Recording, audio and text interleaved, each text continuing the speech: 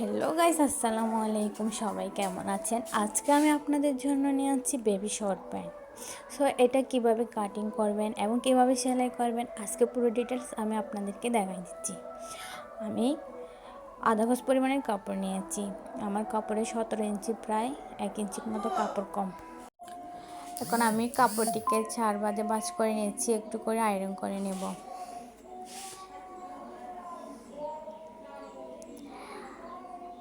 আমি কোমরে দিয়ে নিচ্ছি 1.5 ইঞ্চি পরিমাণ রাখছি বেল্টের জন্য।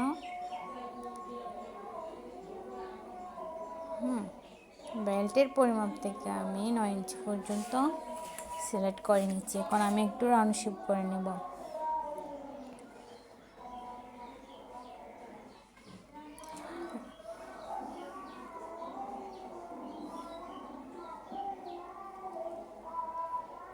সব কিছু তো আর ভিডিওতে বলা যায় না, কিছু বুঝে নেবেন। এখন রাউন্ড শেপ করে আমি এখন কেটে নেব।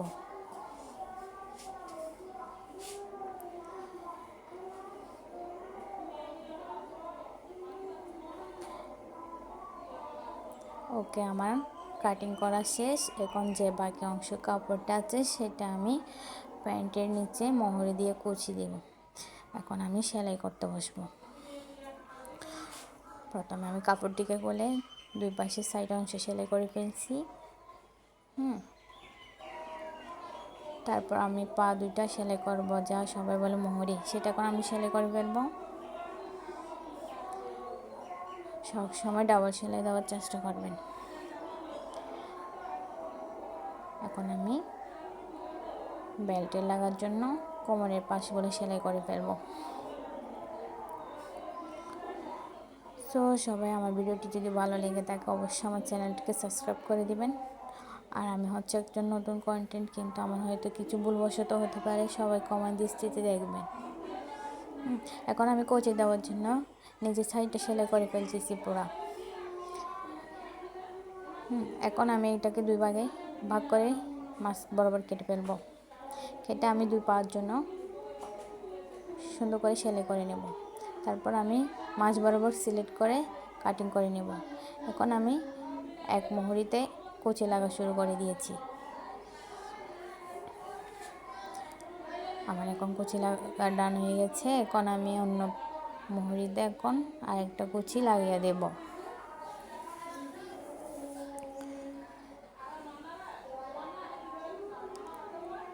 সো আমার একটা মুহুরি ডান হয়ে গেছে। এভাবে আমি আরেকটা তো ট্রাই করে দেখতেছি।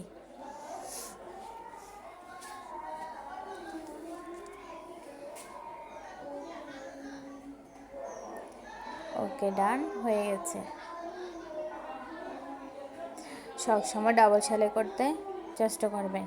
ডাবল সেলাই করলে কি আপনার কাপড়টা মজবুত হবে। সো এখন আমি এলাস্টিক লাগাই নেব। সো আমার এই কাপড়টি আধা গজের এই শর্ট প্যান্টটা আপনার 6 মাস থেকে প্রায় 1 ইয়ার পর্যন্ত ভালোভাবে পরতে পারবে, কোনো টাইট হবে না। কিন্তু 1 ইয়ারের পর থেকে আরও কি কাপড় বাড়িয়ে নিতে হবে। সো এখন আমি একটু এলাস্টিক নিয়ে একটা পিনের সাহায্যে আমি এটা এখন বেল্টে এটা লাগাবো।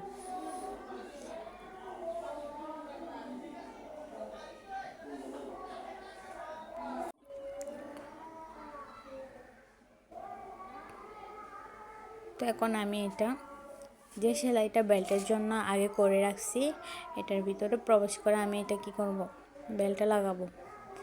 এটা হচ্ছে আমার সব সাইডে বেল্ট লাগানো এলাস্টিক আর কি। এটা সবচেয়ে আমার সহজ পদ্ধতি হচ্ছে এটা। কার কোনটা ভালো লাগে আমি সেটা জানি না, কিন্তু আমার এটাই সহজ লাগে। আর সব সময় সহজ পদ্ধতিতে কাজ করলে কাজটা তাড়াতাড়ি হয়ে যায়। সো আমি এটা এভাবে লাগাই ফেলি। এখন আমি এটা বেল্টের 2 মাথা ধরে এখন আমি সেলাই করে ফেলবো। আমি হচ্ছে সেলাই তখনও নতুন, আর আমার চ্যানেলটাও নতুন, কিন্তু জানি না কীভাবে আমি বললে আপনারা বুঝতে পারবেন সেটা আমি জানি না। কিন্তু আমার যতটুকু আছে আমি অতটুকু দিয়ে আপনাদেরকে বোঝানোর চেষ্টা করছি। ভুল ত্রুটি হলে সবাই আমাকে ক্ষমা করবেন। কিন্তু হয়তো আস্তে আস্তে সব বলতে হবে, কিন্তু প্রথম ভিডিও কিছু তো মিস্টেক হবে অবশ্যই, মানুষ মাত্রই তো বল। তো আমি যদি ভুল করে থাকি তাহলে একটু ক্ষমা করবেন। আর আমি যদি না জেনে থাকি আপনারা আমাকে কমেন্টে অবশ্যই শিখাই দেবেন, কারণ একজন একজনের কাছ থেকে না শিখলে কীভাবে এই সফলতা আসতে পারবো।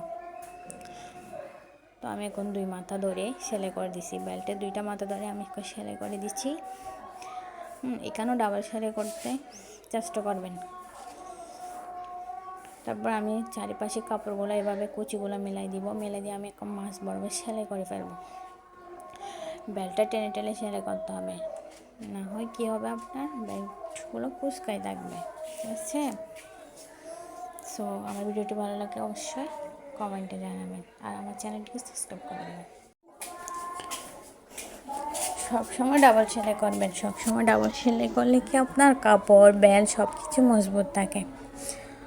আমার প্যান্ট এখন কমপ্লিট হয়ে গেছে। এটা 6 মাস থেকে 1 ইয়ার পর্যন্ত সবাইকে কি ভালোভাবে পরানো যায়। সবাইকে ধন্যবাদ, ভুল হলে ক্ষমা করে দিই।